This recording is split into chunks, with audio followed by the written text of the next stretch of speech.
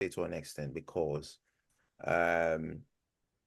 take, for instance, the house cat or the domestic cat. You do have some domestic cats that will still scratch and attack you for no good reason. You're not a violent person.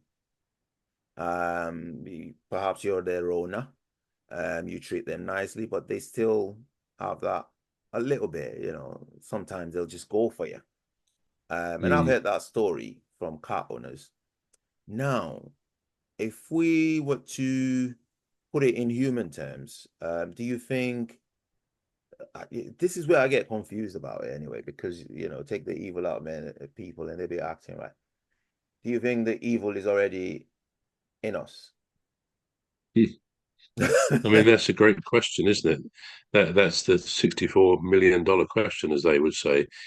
Um, this is the sort of thing most of us think about from time to time, and it's to me, it's one of the great mysteries because we are told that creation. Okay, if we take the Bible story of Genesis, Adam and Eve, some people say, well, that's just our way of explaining how we appeared on this planet, particularly after the dinosaurs have been here for 250 million years. And I often think, why did they come first? Why didn't mammals such as us come before the dinosaurs? But anyway, that's another question, obviously. But we talk about, Adam and Eve, and everything was perfect, and they did the wrong thing. Shouldn't say it because it might be sexist, but it was the woman who went to eat from the tree. She weakened first. Sorry, everybody, but just taking the story a bit literally. But apparently that was from the tree. I think of Of good and good and bad, evil, the or knowledge, tree of the knowledge. tree Some of tree of knowledge was it? Yeah. tree of the Um, knowledge of good and bad. and that apparently gave birth to the fact that we're all born into original sin, which is again a very difficult concept and probably not one best suited for this. But the thing is, my problem has always been if we were born, if humans came on the earth in a state of perfection in the image of the Creator, Right. then somewhere within that creation must have been the seed of evil. I don't believe evil could have come in from outside. If it came from, as again the Bible may say, someone or something called the devil, Lucifer, the devil, Yeah. then would that imply that God, as we call him or her, Yeah. is all powerful? Surely it will mean they can't be omnipotent. They can't be all powerful if there's a pesky devil down there messing everything up and tempting all of us with things that we shouldn't do. So again, it's hard to. There's no answer to your question, but Yeah. yes, I think the capability for evil, for doing wrong things, is part of our birth, birth condition. It's genetically passed on right Yeah. down the generations, right through the generations. So we've all got the capacity for good or evil. We come then to free will, which we've had a session or two on before, We in have. which my own view was we have very limited free will for all sorts of other reasons. Yeah. But yeah, it's something I've never really been able to get past. This idea that an all-powerful creator Yeah. could have created this incredible life. I mean, we just don't begin to think about the incredible nature of human life. The incredible nature of what we are. Yeah.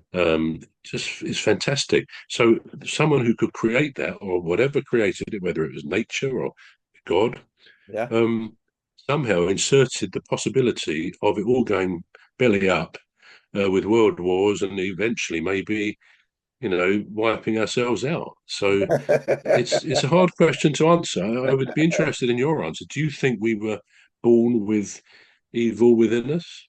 Yeah. Well, I tell you what, there's no way that I would answer that question without being biased. How's that?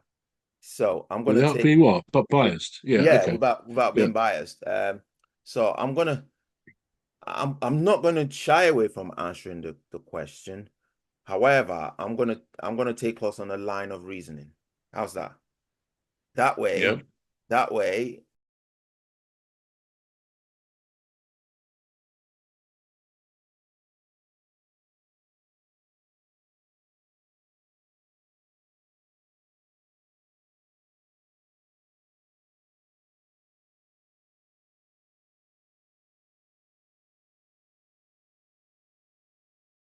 however, I'm gonna take us on a line of reasoning. How's that? That Yeah. way, it gets rid of my it would Your get rid of bias. a bias, basically.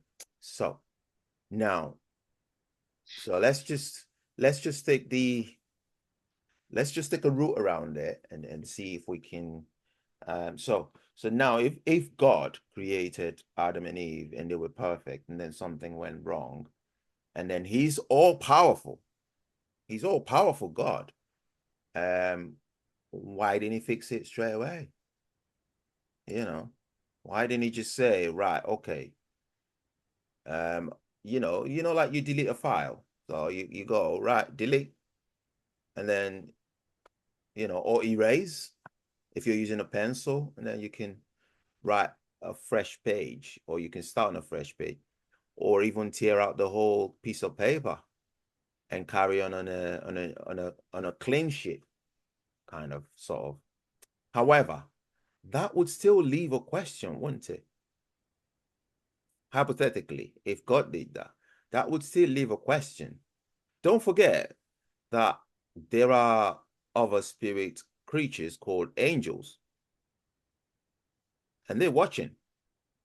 They are watching. And you know what they're watching for?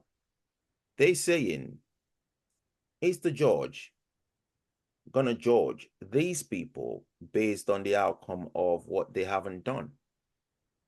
That's a valid question, isn't it? What do you think? Say it again. How do you mean? Yeah, right. So God is the all-powerful judge, right? Right. Okay. And if Right. the judge, what did you say? If the judge? Is he gonna judge people based on All what? right. On the actions that hasn't been carried out. So the actions hasn't been performed yet. Would you then judge people based on that? Simply because they are born Yeah, with yeah, yeah. yeah. So Well, it's a yeah, hard one to answer, isn't it? yeah. So it's a hard one to answer. Plus, the spirit creatures, they're watching, they're thinking, right, okay, so could this guy be right? Could the guy causing the confusion be right? Could he have a point? Because remember, the guy is posing a challenge. He's saying, how come you get to take all the decisions? How come? Who made you boss? How Mm. come you got to, say what goes and what doesn't go? I want to have a say as well. And so that issue's got to be sorted out.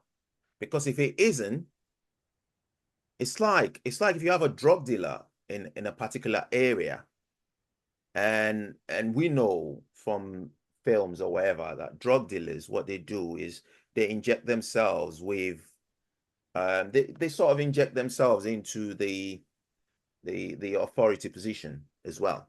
So they buy a few policemen or a few lawmen, depending on what Mm. area they operating in. So if you take out the head, what happens then?